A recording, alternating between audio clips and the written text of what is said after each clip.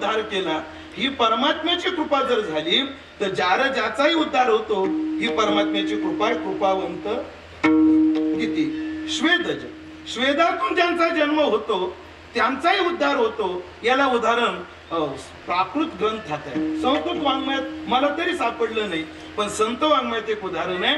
संत वाङ्मयामध्ये उदाहरण असं येतं, नामदेवरायाची दासी जनी आहे, तिच्या घरात नामदेवरायाच्या परिवारामध्ये 14 माणसं आहेत.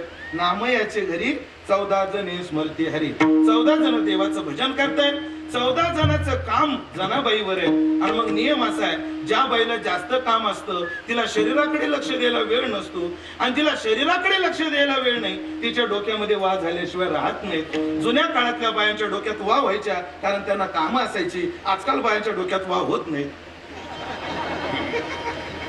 ते पुढचं तुम्ही म्हणा, नाही तर ह्या बाया शनीला देत्या सोडून माझ्या मागे लागतात. सध्या मोठं अवघड आहे. 7.5 काय असते ते शनीला यावर्षी कळाली मला. असं जनाबाईच्या डोक्यात वाद झाल्या. जनाबाई म्हणते जनी डाईने पेटली. जनाबाई म्हणते मी डाईने पेटले. पेटले शब्द का वापरला? डोक्यात वाद झाल्या की एक गोष्ट होते, वाणचे गमक असतं. वा कामामध्ये बाई असली की निवांत झोपलेली असतात, आणि बाई संध्याकाळी आडवी पडली की वांची चुळबुळ चालू होते. मग झोप शांत होत नाही, आणि झोप शांत झाली नाही की आरोग्यामध्ये बिघाड होते, शरीरामध्ये उष्णता ही वाढत असते. वा असतातच अशा, दिवसभर झोपतात आणि रात्रीच्या वळवळ करतात. कोण? मला वाटलं बुवा म्हणता का काय? जवळजवळ बुवा लोकांचंही तसंच आहे, पण सध्या मी वांचं सांगायला लागलो तुम्हाला. त्या वा जनाबाईच्या डोक्यात वा झाल्या. जनाबाई म्हणते आता जनाबाईच्या डोक्यातल्या वा काढायला कोण येईल? जनी डाईने पेटली. पण ना, जनाबाई म्हणते माझं दैव चांगलं, विठाबाई धाविनली. जगाची मालकीन विठाबाई ती पळत आली. आल्याबरोबर आवाज दिला, जने. जनी म्हणले, जनाबाई म्हणते कोण आली बाबा? कोण वर तुम्ही? अगं मी तुझी मावशी ना. जनाबाई म्हणते मला 3च मावशी, एक ड्युट्याची तर दिली, एक सपकाळाची तर दिली, आता महिन्यापूर्वी एक गिरीची एक दिली. ती 4थी मावशी कुठून आली? अगं मी तुझी मावशी. जणे काय टोपल्यासारखं डोकं केलं, चल मी तुला न्हायला घालते. जगाच्या मालकाने मोठा हंडा पाण्याचा ठेवला, गरम गरम पाणी केलं. जनाबाई न्हायला बसलेली आहे. जणी बैसली न्हायला, पाणी नाही विसानाला. परमात्म्याने सर्व पाणी गरम केलेलं आहे, विसानाला पाणी नाही. जनाबाई म्हणते अरे देवा झालं, मावशी पाणी गरम आहे पण विसानाला पाणी कुठे आहे? लगेच परमात्म्याने घागर घेतली, पळत पळत नदीवर गेला, आणि नदीवर जाऊन पाणी घेऊन आला. जनाबाईला कडक कडक पाण्याने आंघोळ घातली.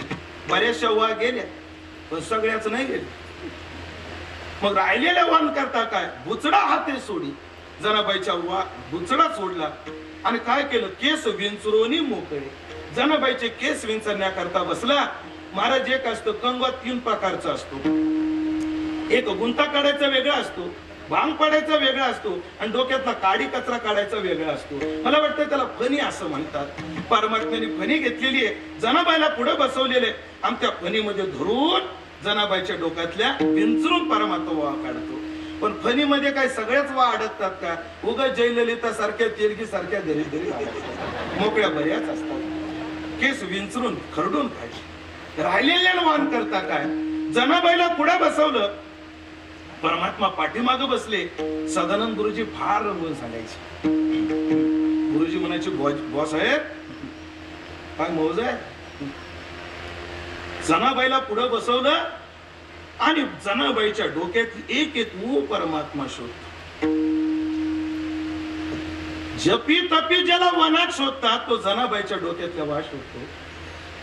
काय भाग्य आहे कोणाचं? जनाबाईचं नाही, देवांचं. एक एक ऊ शोधून काढावी. एखादी ऊ दिसली की देवाला एवढा आनंद व्हावा. योगिया दुर्लभ तो मी देखील असा. परमात्म्याने ती ऊ अलगत धरावी. कारण ऊ दिसली की लगेच उचलायची नसते. ऊ दिसली लगेच उचलली की केस तुटतो. मग एका उला जरी एक केस तुटला तर जनाबाई टकली होईल ना. पण परमात्म्याने अलगत ऊ धरावी. आणि मुंबई शिर्डी हायवेनं बाहेर काढायचं. बरं काढल्यावर लगेच फेकूनही दिली जात नाही. परमात्म्याने तू हातावर घ्यावी, निहाळून पाहावी. आश्चर्यवत कष्टती पश्यती कष्टी देन माश्चर्यवत वदती तथैव चान्यः. असा परमात्मा जनाबाईच्या डोक्यातल्या वा निहाळून पाहत. निहाळून गप्प नाही बसत, परत येऊ उचलतो, नखावर ठेवतो आणि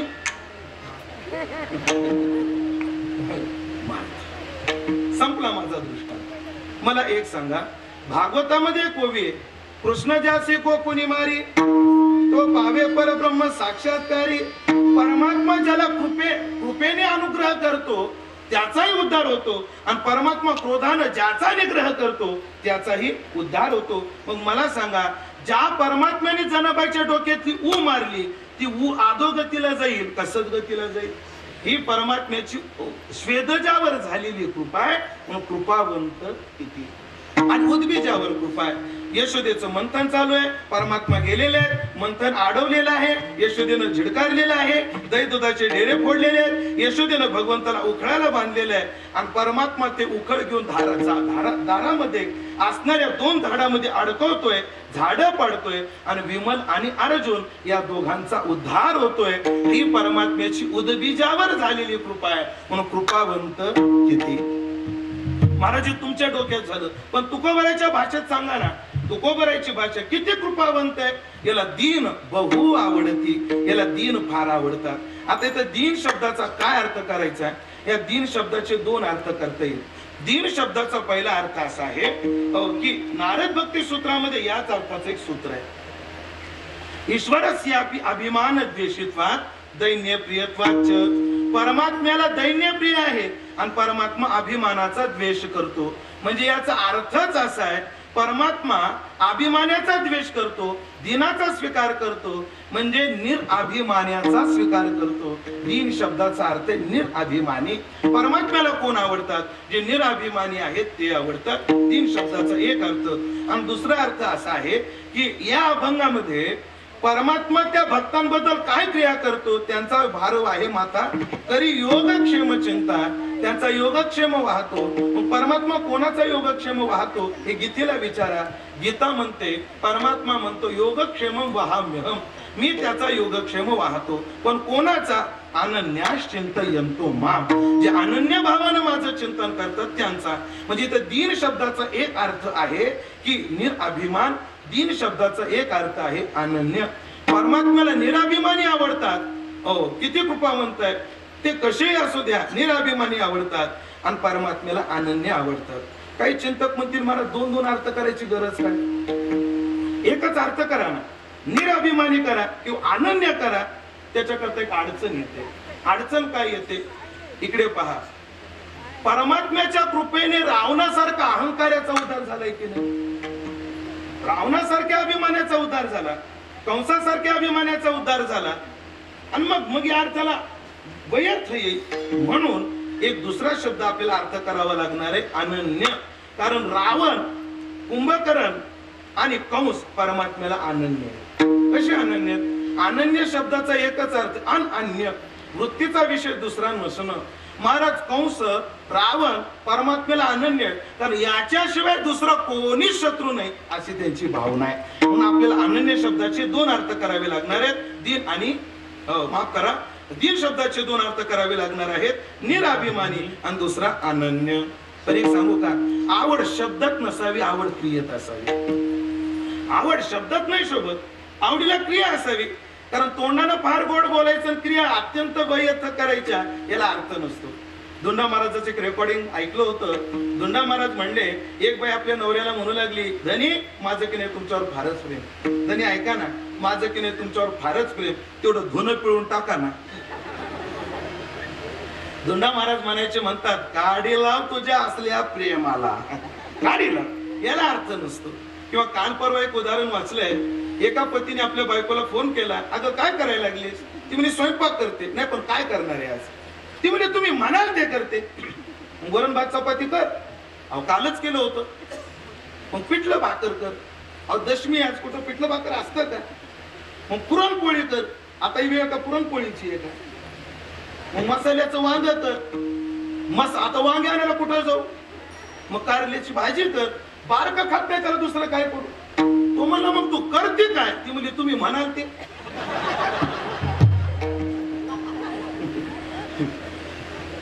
ही मंडळी हसली, ही मंडळी हसली. पण किशोर महाराज ही मंडळी का हसली, यांच्या अनुभवाचं म्हणून हसली. आणि ही मंडळी का हसली, आमचं आतलं ह्यांना कसं कळालं म्हणून हसली. बाकी काही नाही. आवड शब्दात नसावी, आवड क्रियेत असावी. याला कृपावंत बहु आवडती. ही आवड शब्दात नाही, तो तशा क्रियाही करतो. काय क्रिया करतो, आता पुढचा पूर्ण अभंग, त्याच्यातली एक क्रिया अभंगाच्या दुसऱ्या चरणात.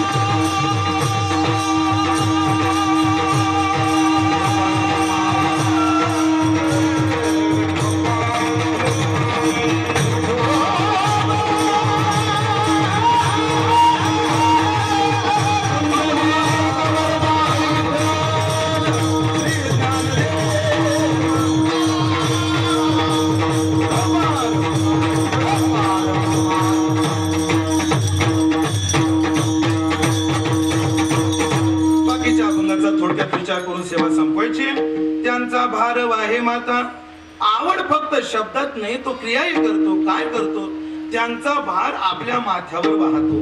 भार शब्दाचा अर्थ काय, भार शब्दाचा अर्थ आहे कर्तव्य. परमात्मा काय करतो, भगवत भक्ताचं सगळं कर्तव्य स्वतः डोक्यावर घेतो. ऐका, दोन प्रकारचे कर्तव्य जीवाला असतात. एक संसारावच्छेदक आणि मुक्तीचं कर्तव्य आहे, आणि परमार्थावच्छेदक आणि मुक्तीचं कर्तव्य आहे. परमात्मा भगवत भक्ताला दोन्ही अडचणी पडू देत नाही, दोन्ही भार आपल्या डोक्यावर घेतो.